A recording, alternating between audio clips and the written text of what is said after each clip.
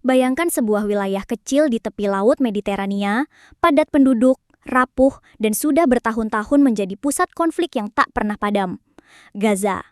Di tengah kota yang penuh reruntuhan, suara tangisan anak-anak dan jeritan sirine menjadi musik sehari-hari. Namun kini, bayangan kengerian semakin besar. Dunia dikejutkan dengan kabar bahwa Israel dilaporkan mengerahkan 1.200 tank tempur dan 500 jet tempur untuk bersiap melancarkan serangan besar-besaran ke Gaza. Pertanyaan pertama yang muncul adalah, mengapa harus sebanyak itu? Angka ini bukanlah angka kecil.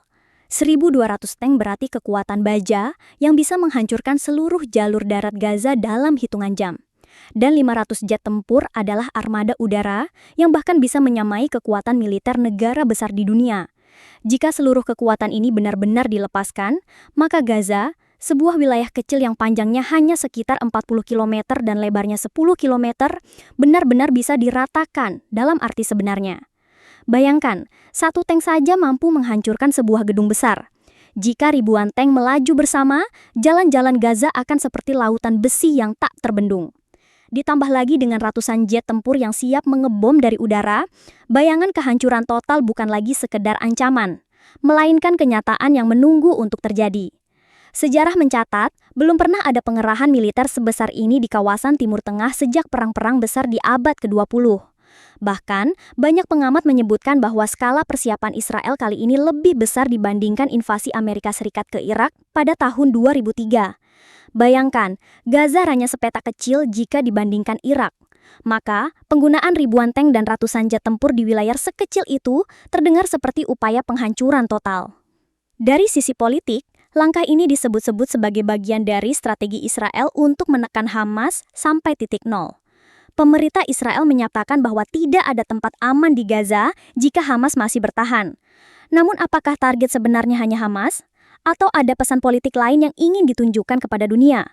Banyak analis menduga bahwa pengerahan kekuatan sebesar ini adalah upaya Israel untuk menunjukkan bahwa mereka bisa mendominasi Timur Tengah dengan kekuatan militer mutlak. Namun, di balik pernyataan resmi, ada fakta lain yang jauh lebih memilukan. Gaza dihuni oleh lebih dari 2 juta penduduk sipil. Setengahnya adalah anak-anak. Pertanyaan besar pun muncul, bagaimana nasib mereka jika serangan besar-besaran ini benar-benar dilakukan? Sejarah perang di Gaza sudah menunjukkan ribuan korban sipil jatuh meski dengan skala serangan yang lebih kecil dibanding rencana kali ini. Maka, jika ribuan tank dan ratusan jet tempur benar-benar digerakkan, berapa banyak korban jiwa yang akan tercatat? 10.000? 20.000? Atau lebih? Angka ini bisa mencapai puluhan ribu hanya dalam hitungan hari. Kabar pengerahan kekuatan besar ini segera menyebar ke seluruh dunia, menciptakan gelombang ketakutan dan kecaman. Media internasional menyoroti bagaimana dunia seakan-akan menutup mata terhadap tragedi yang sedang terjadi di Gaza.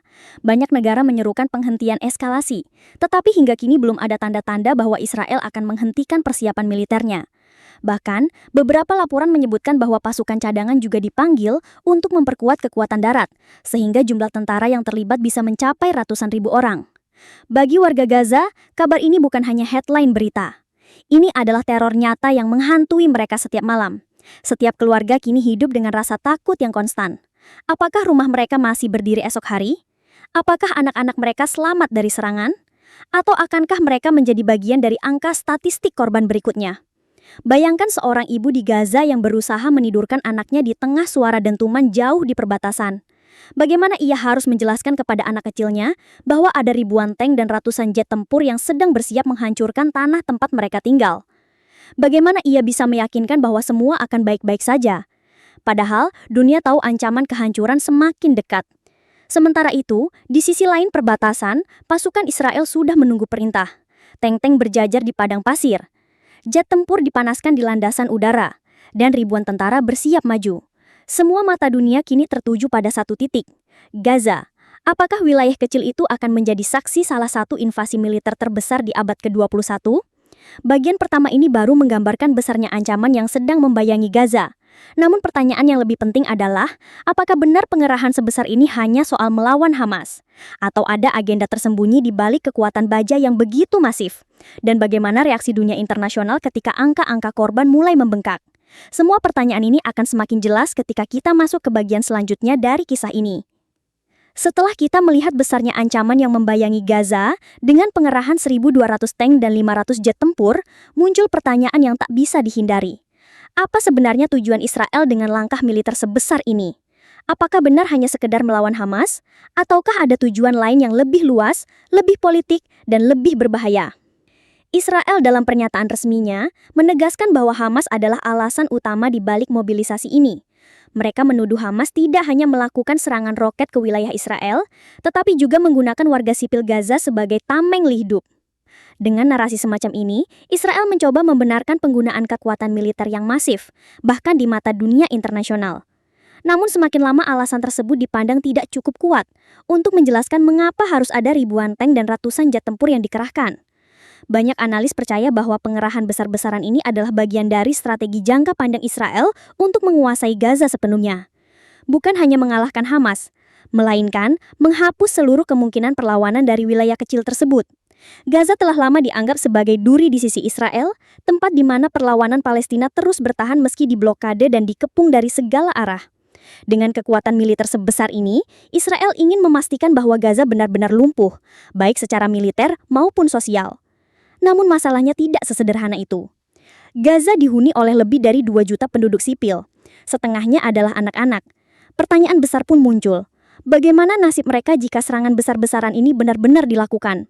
Sejarah perang di Gaza sudah menunjukkan ribuan korban sipil jatuh meski dengan skala serangan yang lebih kecil dibanding rencana kali ini. Maka, jika ribuan tank dan ratusan jet tempur benar-benar digerakkan, berapa banyak korban jiwa yang akan tercatat? 10.000? 20.000? Atau lebih? Angka ini bisa mencapai puluhan ribu hanya dalam hitungan hari. Kabar pengerahan kekuatan besar ini segera menyebar ke seluruh dunia, menciptakan gelombang ketakutan dan kecaman. Media internasional menyoroti bagaimana dunia seakan-akan menutup mata terhadap tragedi yang sedang terjadi di Gaza. Banyak negara menyerukan penghentian eskalasi. Tetapi hingga kini belum ada tanda-tanda bahwa Israel akan menghentikan persiapan militernya. Bahkan, beberapa laporan menyebutkan bahwa pasukan cadangan juga dipanggil untuk memperkuat kekuatan darat, sehingga jumlah tentara yang terlibat bisa mencapai ratusan ribu orang. Bagi warga Gaza, kabar ini bukan hanya headline berita. Ini adalah teror nyata yang menghantui mereka setiap malam. Setiap keluarga kini hidup dengan rasa takut yang konstan. Apakah rumah mereka masih berdiri esok hari? Apakah anak-anak mereka selamat dari serangan? Ataukah akan menjadi bagian dari angka statistik korban berikutnya? Bayangkan seorang ibu di Gaza yang berusaha menidurkan anaknya di tengah suara dentuman jauh di perbatasan. Bagaimana ia harus menjelaskan kepada anak kecilnya bahwa ada ribuan tank dan ratusan jet tempur yang sedang bersiap menghancurkan tanah tempat mereka tinggal? Bagaimana ia bisa meyakinkan bahwa semua akan baik-baik saja? Padahal, dunia tahu ancaman kehancuran semakin dekat. Sementara itu, di sisi lain perbatasan pasukan Israel sudah menunggu perintah. Tank-tank berjajar di padang pasir, jet tempur dipanaskan di landasan udara, dan ribuan tentara bersiap maju. Semua mata dunia kini tertuju pada satu titik, Gaza. Apakah wilayah kecil itu akan menjadi saksi salah satu invasi militer terbesar di abad ke-21? Bagian pertama ini baru menggambarkan besarnya ancaman yang sedang membayangi Gaza. Namun, pertanyaan yang lebih penting adalah, apakah benar pengerahan sebesar ini hanya soal melawan Hamas? Atau ada agenda tersembunyi di balik kekuatan baja yang begitu masif? Dan bagaimana reaksi dunia internasional ketika angka-angka korban mulai membengkak? Semua pertanyaan ini akan semakin jelas ketika kita masuk ke bagian selanjutnya dari kisah ini. Setelah kita melihat besarnya ancaman yang membayangi Gaza dengan pengerahan 1.200 tank dan 500 jet tempur, muncul pertanyaan yang tak bisa dihindari. Apa sebenarnya tujuan Israel dengan langkah militer sebesar ini? Apakah benar hanya sekedar melawan Hamas? Ataukah tujuan lain yang lebih luas, lebih politik, dan lebih berbahaya?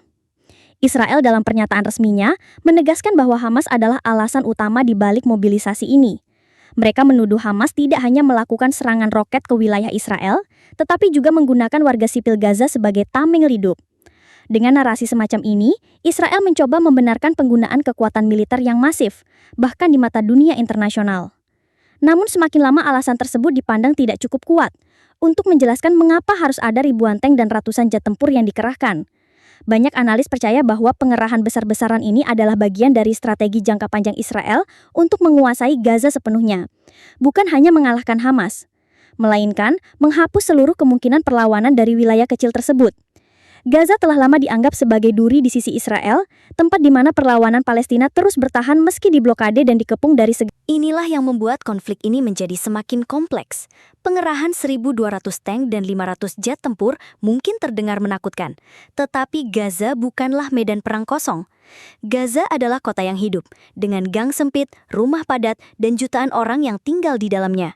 Serangan darat di wilayah seperti ini bukan hanya akan menimbulkan kehancuran fisik, tetapi juga membuka peluang perlawanan yang sengit. Pengalaman perang di Irak dan Afghanistan sudah menunjukkan bahwa invasi ke kota padat bisa menjadi mimpi buruk, meskipun penyerangnya punya kekuatan militer jauh lebih besar. Di tengah semua ini, penderitaan rakyat Gaza terus meningkat.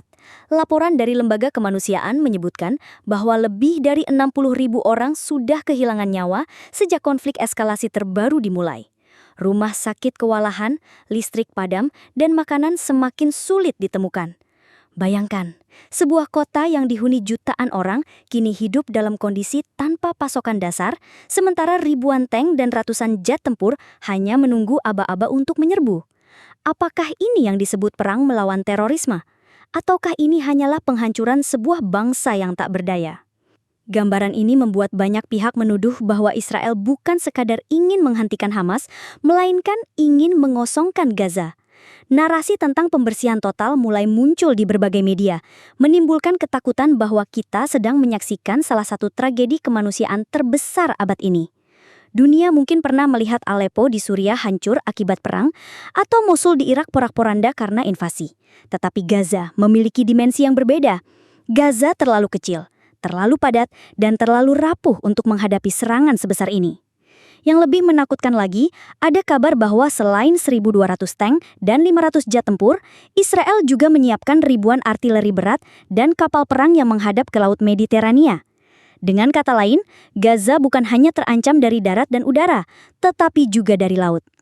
Jika seluruh kekuatan ini benar-benar dikerahkan sekaligus, maka Gaza akan terkepung dari 3 arah tanpa jalan keluar.